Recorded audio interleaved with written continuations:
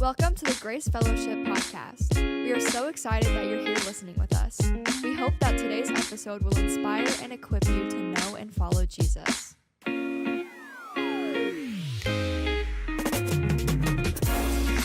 Well, hey, everyone. All right, well, welcome back to the Grace Fellowship podcast, everyone. My name is Laine. I'm the student pastor here at Grace, and we have a little bit of a different-looking podcast today, some different hosts. I'm not always on here.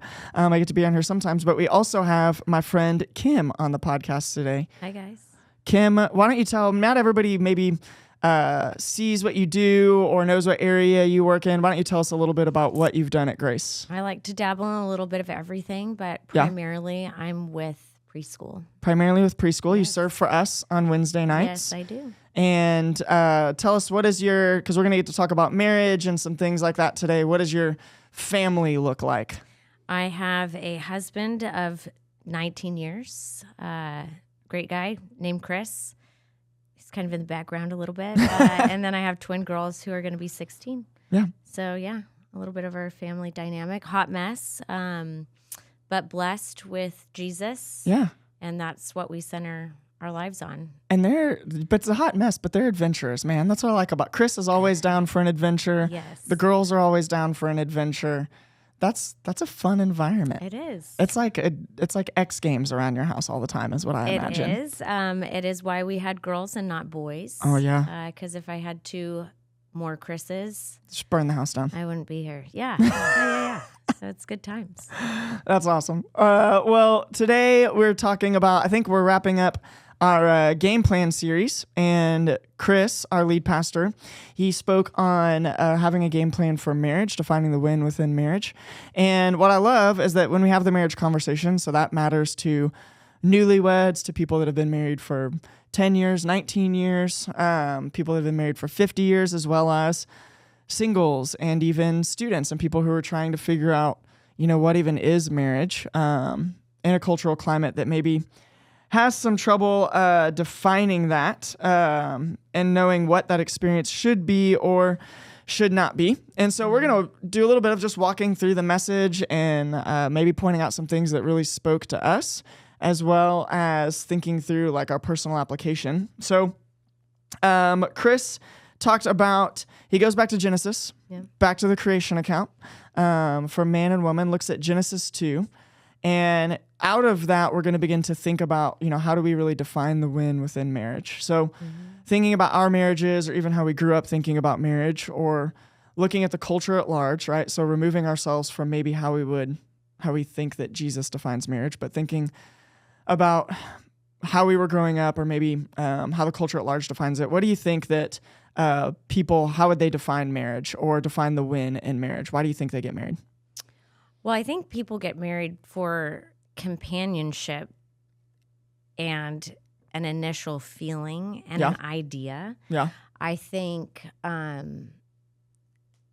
the problem is with marriages today is it's almost like a fantasy world of the whole idea of the wedding and what that looks like. And then you sit there, what's next? Yeah. And people don't know how to continue their marriage when that fades. Yeah. So, and I think the glamour of social media and like all those things, marriage is so much bigger and more produced. The wedding is bigger and more produced, but in marriage too, right? Like everybody's posting, this is the love of my life. And, I know people that I'm like, I don't know, I think you're crumbling right now. And that's okay. Yeah, that's totally fine. we can, I think honesty in a marriage and coming to an understanding of what that looks like from the beginning. Hey, I'm choosing to do this with you. Yes. And this is going to be messy. Yes. And there's going to be times where you're coming out of the trenches and you have no idea what you just did. But looking back on that that's the fulfillment of marriage. For sure. Is having a companion, a best friend. Yeah, and that's the crumbling and the messy is okay, but so often we only see the good things, and so we think that it's just like this highlight reel of relationship and perfection and best friendship without any of the bad parts. Right. So companionship, right? Like found the one, grew up in like Disney princess culture. This is the person who completes me. Why do you think, right? Because we're in a cultural time maybe that marriage is being delayed a lot more than it has been historically. What do you think is maybe some reasons that people are hesitant to get married? Maybe good reasons, maybe bad reasons, and all those things. What are some of those things that you see? Well, I think from a women's perspective, we come into relationships with a list of wants and needs that we feel need to be met before we can be married. So the guy has to fit this box and criteria. He needs to look like this. He needs to make this much money a year, and then that'll be fulfilling to me. And but that will never sustain for the long run. So meeting somebody where they're at and then being able to say, I want to grow with this person. I think meeting somebody that has a relationship with God would be the most first priority that any woman should come with. Yeah, I think, and from the guy's perspective, which Haley and I got married right out of college, and we went to A&M, and it feels like everybody I knew at A&M was getting married right out of college. Like that felt like our culture that we were in, right? I don't feel like I have a ton of friends that maybe graduated and didn't get married, at least within maybe 2 or 3 years. Now, certainly being in student ministry, that's changed over time. I have we've graduated 11 senior classes at this point, and the vast majority of those students have not gotten married, right? My oldest students are now 28, 29. And some of them have and some of them haven't. But I think there's also, a few years ago, I was leading a student ministry, and I was like, man, none of our kids are dating. And it was, I was like, man, I'm crushing it. Like they're just so like, following Jesus. Then I was reading an article, and it talked about how like just the social element of trusting somebody or being open with somebody or vulnerable with somebody, right? Like the relational part, when so much is happening on a screen or in your phone, like the relational dynamic of being with a real person in any capacity was just so terrifying that it was like, oh, I'm good to remove myself from that. And so I think there's some of that too, of like, man, the social dynamics of our time have changed drastically. So much is done digitally on the other side of a screen, right? Like, I saw a statistic a long time ago, and I don't know the exact number, but it's like a very low number of men have even asked a girl out like date. To their face. Yeah. And that really begins even with my generation. I have friends who, are married and now have 4 kids, and a buddy of mine is married to the girl that he started dating in middle school, and he asked her to be his girlfriend over AOL Instant Messenger, for those of us that can remember that. And they're married and have 4 kids, and it's like, oh yeah, I guess like back then that was how some of that changed, even 20 years ago, and so much more now. So I do think it's interesting to see that change and to see that shift, and I think it's important for the church to speak into, hey, here is what marriage can be. Here's what we believe that the Bible says that it's supposed to be, and in an honest way that a lot of times, if we're honest about the church, it falls short because we enter the cultural conversation to just say, well, marriage is between a man and a woman, which is true. I agree with that, just for the record. But when we stop there and we just try to combat the culture with the biological part of it, we actually miss out on like, okay, well, but what are the man and the woman supposed to do? Yeah. What do we do when we get there? What is the purpose of it? So Genesis 1 and 2, Chris preached out of Genesis 2, and I really actually want to bring Genesis 1 into the conversation because I think that it's helpful. And he talks about really some purpose behind marriage, and he gets into Genesis 2 and talks about the verse in 2:18 says, the Lord God placed the man in the Garden of Eden to tend and to watch over it. And then the Lord God said, it is not good for the man to be alone. I will make a helper who is just right for him.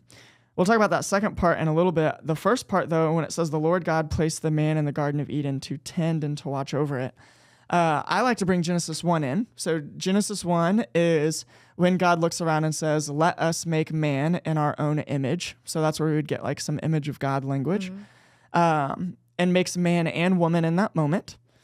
And then tells them to take care of the world around them. It really says to have dominion over it, and then defines dominion as caretaking in the garden. What's been really helpful to me, I feel like we're going to get into talking about what our marriage should reflect, but I think it's helpful to go all the way back and go, well, this is what our marriage should do, right? Not just reflect, but that it has purpose and vision in the world. And when God first makes man and woman, the first thing he does is like, hey, for lack of better phrasing, go rule the world. Yeah.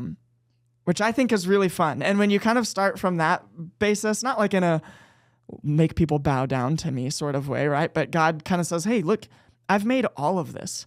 Go enjoy it. Go take care of it together. Go manage it. Gives you a job. Yes. Gives you a job. You're a gardener. Yes. This actually is like a really great picture for you, right? It's this picture of like, hey, y'all go out there and create together. Yeah. Right? The joy of making that space. And God gives them that. And so even just in thinking through that, what do you feel like, and over again, I'm going to put Kim on the spot. And that's when I think Kim is her best, by the way. Thank you. What would you say, like, okay, looking at your family, looking at your marriage, your relationship, how is it that you feel like, hey, this is how we're taking care of the world. This is how we're living out in a mission in the world. So we value our places in our family as a purpose, right? Yeah. So I don't view my kids as just taking up space or we just had kids. I view them as they are here to go out and to make disciples. Yeah. And I see them as like warriors. Yeah. And we're going to battle. There's a real enemy out there. And I want to break the generational curses that my husband and I have had in our past. Yeah. And not bring that into their future. Yeah. And so it's more like we're going into battle. Yeah. And so when Chris and I decided to have kids and marriage and all of those things, we are a one. There's not, yes, you have your roles and you have all of those certain things, but we are still a unit and we're going to battle together. Yeah. That's why we're here, and that's the purpose. Yeah. We understand that we cannot do anything without Christ. Yeah. And that is the center of how we choose to run our family. Yeah, and I think what I love about that, right, and trying to like raise your kids up to have an impact in the world, and your kids are super missional, right? Like they invite kids all the time to Wednesday nights. Like they have a very clear vision, I feel like, for wanting their like classmates and friends and teammates to know and to love Jesus as they're trying to figure out how to know and love Jesus. But when God gives this vision, right, it's this, hey, this is what the world should look like. We know in Genesis 3 the world breaks, but we still have this vision of like, hey, this is what the world could look like. So when we go into battle with our marriage, we go in it with a knowledge that says, hey, but we know the way that the world could look like when God is ruling and reigning, and now we together are acting out into that and creating those spaces. Yes, right? So when God makes them and says, hey, you're made in my image, and then Genesis 2 gives us the made from the rib. My favorite translation is from that woman was made from the man's side. And there's been I really like art and stuff like that because I'm weird. But so one of my favorite visuals is actually, and I think it's probably more accurate to the text, is like a man being split in half. And so, which makes sense, right? Because if man is kind of split and woman is made, and then the next thing God is like, hey, now come together as one. You now together, man and woman together, better reflect the image of God than you could apart. And I think that's the beauty of, one, just different sexual relationship in general, right? Like male and female friendship. I'm better at work because of your friendship, and the other women that work here, like we work together better as a staff, but I'm at my best in my marriage, in that relationship. And we come together and reflect best the image of God when we're working together and ruling together. So Chris gives us that and kind of motivates us that. It says that woman was made to be, I will make a helper who is just right for him. And Chris talks about this Ezer is the Hebrew word for it. It's a translation that is used of God, and actually it's usually used of God when he's being a helper to the Jewish people at war. And so I've had a former pastor give us the picture that's like, it's like a husband and a wife being back to back. You're surrounded at all sides and you're fighting together. And I'm like, God, that's so, it's so much better than I think a lot of times we can use this text of like, oh, my wife is just my helper. I'm doing really cool things. And she's over here just like, giving me the hammer as I'm building something. But rather it's like, no, she has gifts. I have gifts when we come together. Something is really cool happens. So when we look at that, and you've kind of given us this picture of going to war together from the female perspective, how do you feel like maybe it's uplifting to see yourself as a helper, as the strength to Chris, as a support to Chris, that like, hey, really without you, Chris is not his best self. Right.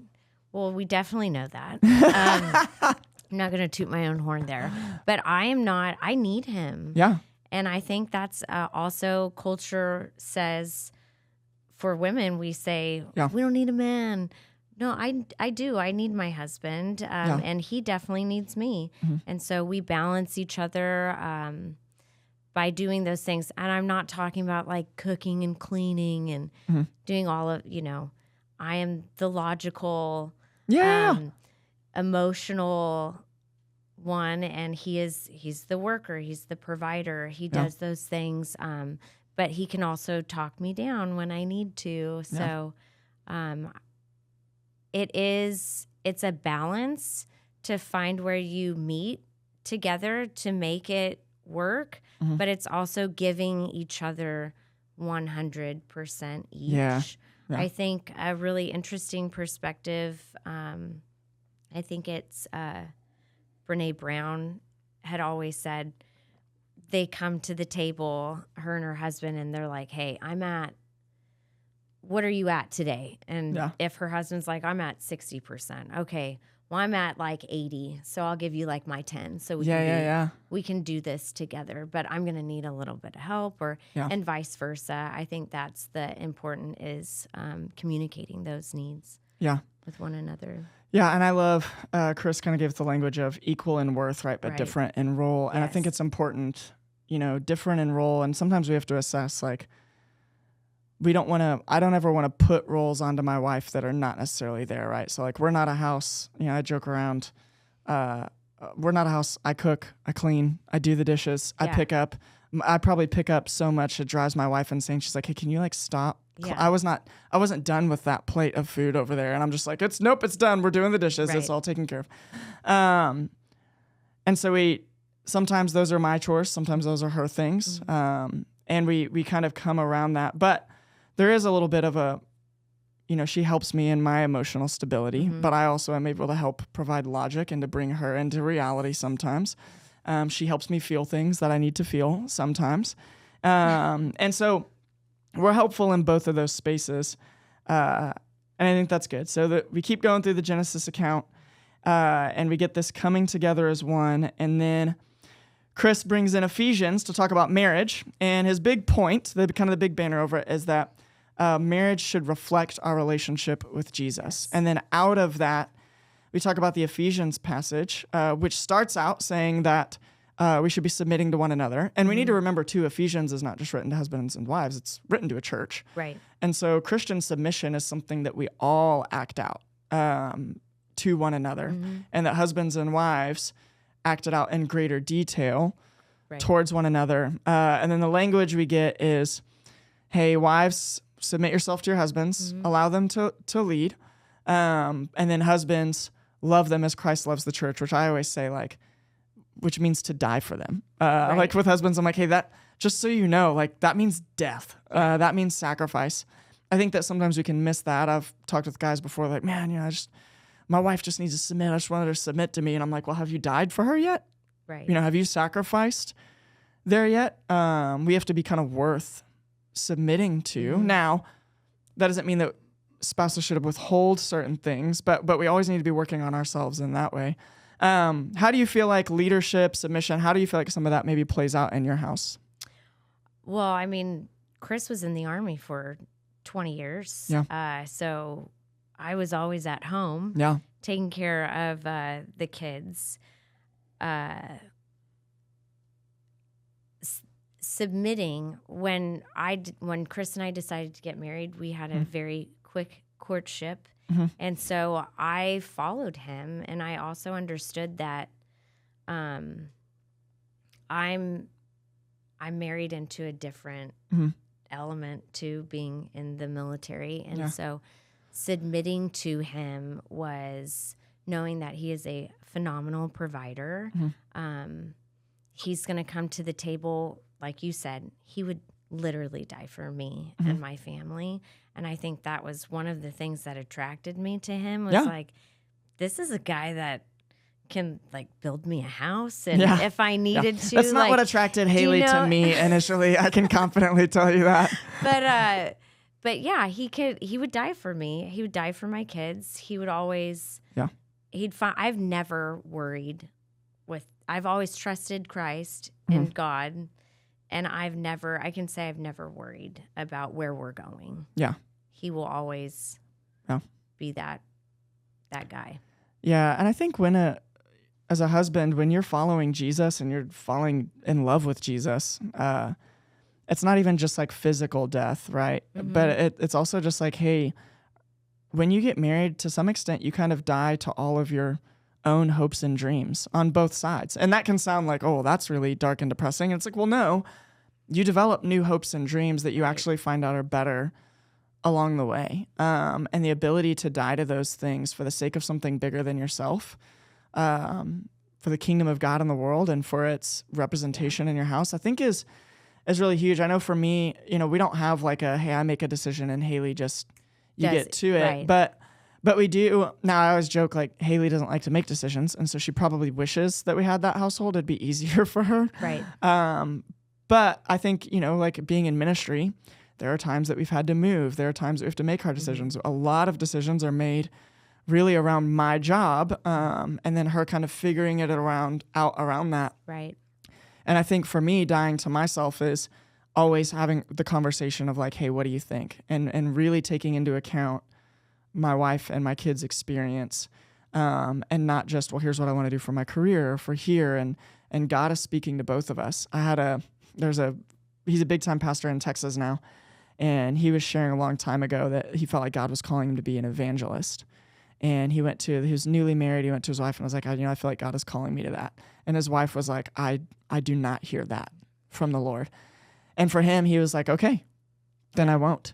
I will wait. And now eventually the Lord did something and worked around, but it was for him dying to myself as going, hey, I'm going to wait till God shares this thing with both of us. Yeah. And then we can both go. And I trust that the Lord is going to speak to her and move. I'm not deferring. I'm leading by allowing her to come along as she needs to come along. And I just thought that was always really helpful. Sacrificial, and it's taking the me and making it the we. Yes. Working together and coming together in that. A mentor of mine used to always say, leading your family means jumping on the grenade first. Yeah. And in college, I was like, I don't want hate to. That. Yeah. You're like, who's ever going to jump on the grenade for me? But it is this great picture of like, hey, leading is not this gift that's like, oh, I'm finally in charge, like we think it is when we're kids. Right. Right. It is, hey, you're going to do the harder thing and it's going to be really painful, but it's going to be really beautiful. And it's going to be better. So I see that. I think it's always helpful to know, like, hey, this is what this looks like in our marriage. He talks about prioritizing your relationship with Jesus, pursuing your spouse, putting into practice. I don't think we need to talk super in detail about that just because Chris preached it really well. Like, if you didn't listen to the sermon, it's significantly better than our thoughts on the sermon in the podcast, so you should totally listen to that.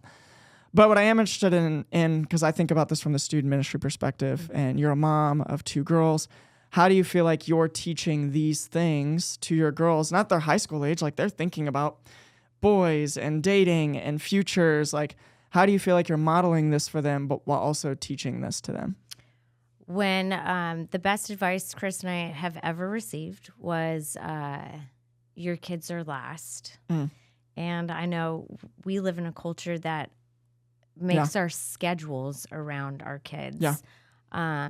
So that looks like when dad came home from work, kids go to their room. And it was, we love you. This is our time, though. So 20-minute timer, you guys go hang out. Dad and I are going to have our adult conversations about our day, and then we'll welcome you back. We never planned our schedules around their schedules. Yeah. We are not busy. We're going to church. Church is our priority. Sundays are a non-negotiable, is what we call them. And so what are you doing on a Sunday? We're going to church. We are serving at church. It's an hour out of our day. Church is an hour, serving's an extra hour. Yeah. We can definitely do that. And it just centered that non-negotiable. And I think having those standards in a house, put Christ first, and it shows your kids, one, it shows them, it's a sad thing to say out loud, but I'm not that important. Yeah. Like, I'm fourth. Yeah. Christ is first.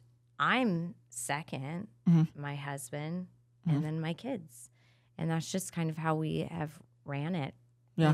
I don't know. What do you guys find that works in Yeah. your family? I think, and I love, like, your kids serve. I feel like they've captured the vision for living on mission in a really big way. And I think, too, sometimes we can hear that and go, like, oh, man, come home and send the kids away. Like, are we annoyed by them? And it's not, and I always try with, even with our kids of, like, hey, no, it's not really about that. It's actually about if I connect with my spouse first when I get home, I have a larger capacity to be a better dad, to be a better mom, to be more present with my kids. And I think that that's super helpful. Even my brother, he's taught me things, and he is not a follower of Jesus. And he would say, like, when he comes home from work, he has 4 boys. He's like, before I give any of my kids a hug or any of those things, I go and I hug and I kiss my wife. And I'm not even always great at that, And it's like, man, you just have a picture for what it means to love your wife. Growing up in a Christian home and what that should look like. And I think some of those values are there to still in his understanding of marriage. But I just look at that and I go, hey, we're creating space to do something great.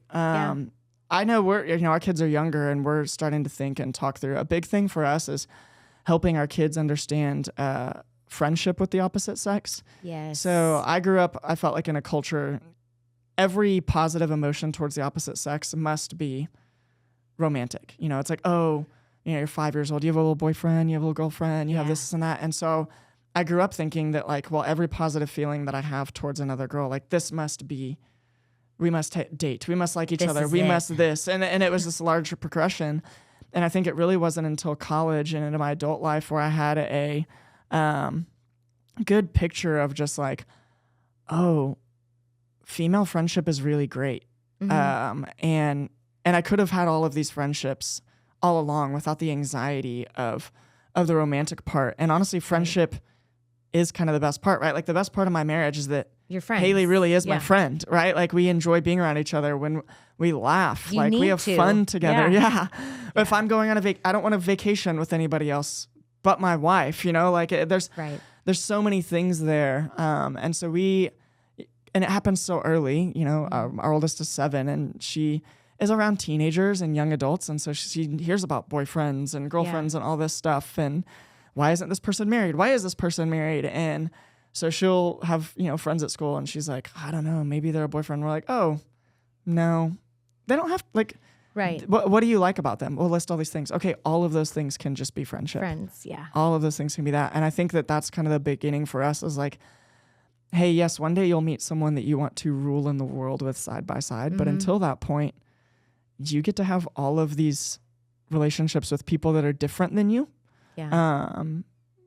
Biologically, physically, the backgrounds they come from, and you get to rule in the world with them too. And that is a really fun adventure that we're on. And I think it captures them to where one day, I don't know if they'll have, I'm hoping, we will never know. They won't have, I guess we'll know in 20 years maybe, they won't have the anxiety of, oh, well, if I'm not married, something must be wrong. But then also the urgency to like, well, I have to be married. Right. Or this isn't working, right? Like, they can confidently live in a space that just says, hey, I have great relationships and I just haven't maybe found the one that I would like to be committed to forever. I think that's really important too. Once they get older, a little advice, we don't allow the girls to have numbers of boys at this moment. Yeah. They should have to call Chris like we had to back in the day. You had to call a dad and be like, can I please talk to so-and-so? Well, we want them to learn how to communicate. Yeah. So much gets lost in translation over a text message. Yes. You can't hear emotion. You can't hear tones. They didn't use an exclamation point. They must be mad at me. Exactly. So I'm like, if that is somebody who's interested, not talking about you're going to marry him. Yeah. But have let him walk you to class and have a conversation. It doesn't have to, that phone, even in marriages, needs to get put down a little bit more. Yeah. I think. Sorry. No, 100%. I think that's a good take. And I used to tell Haley all the time, A&M has just like this Christian bubble culture and everything. It feels so intentional every day. Yeah. When we were in college, and now we're like adults coming out of that, and we're like, that was crazy sometimes, like the way that we saw things. And one of the things that we even talk about is like, hey, as our kids get older, I don't want them to date around in the world of like have lots of boyfriends. But I grew up in an urgency that was like, you're with this person, now you must be, they're your boyfriend, girlfriend, and now it's got to be that. Because in church culture, it's like, well, don't date unless you're going to be dating for marriage. It's like, well, I'm 14. What does that mean? Yes. Yeah. And so we're even, we've talked through, like, I'm very pro just like, hey, go on dates. Like just the act of like, go to dinner with someone, get to know them, enjoy your time with them, and be okay with that before you're just like, no, I've got to lock down this long-term steady relationship. Right. Because some of that is just the relational act of like just getting to know someone, enjoying being around people, I think is really huge. And I think teenage years, even in high school, those are chances to be able to do that in healthy ways without just immediately jumping into and committing to something. And obviously we're still figuring out the balance on that. Our kids are young, so I don't speak on like an authority in that, but we do talk about relationships a lot. Right. And how to do that maybe better than we grew up with, and how to be helpful in that space. So you're one of my favorite people. You don't know this. I don't think I've ever said this, but you are one of my favorite people to talk to about raising kids, marriage. Like I always feel like you have a very healthy perspective.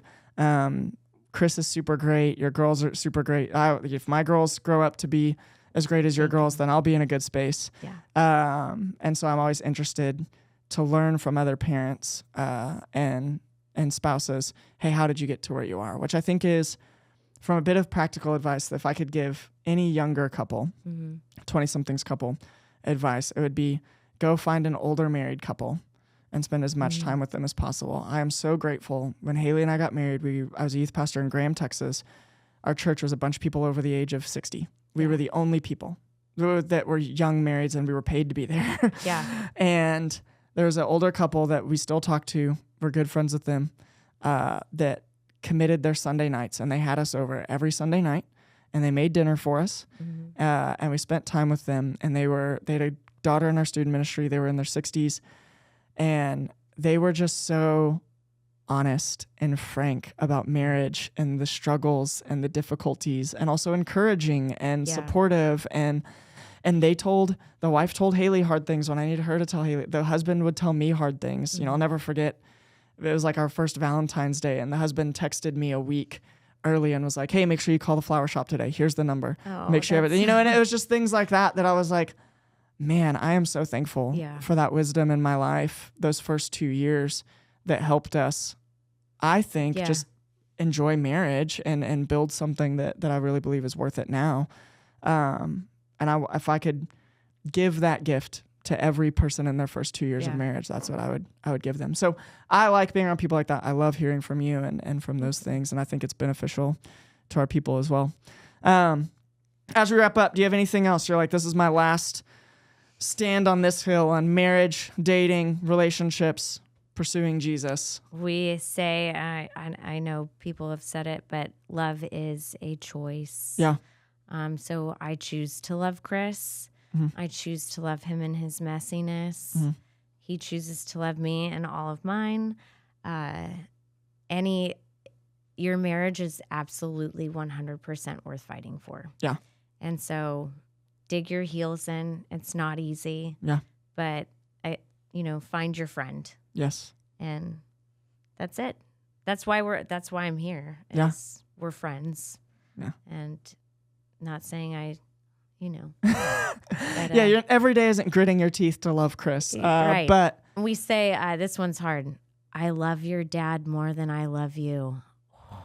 It's harsh, right? Yeah. But it's true. Yeah. And the girls are cute. That's hard to say.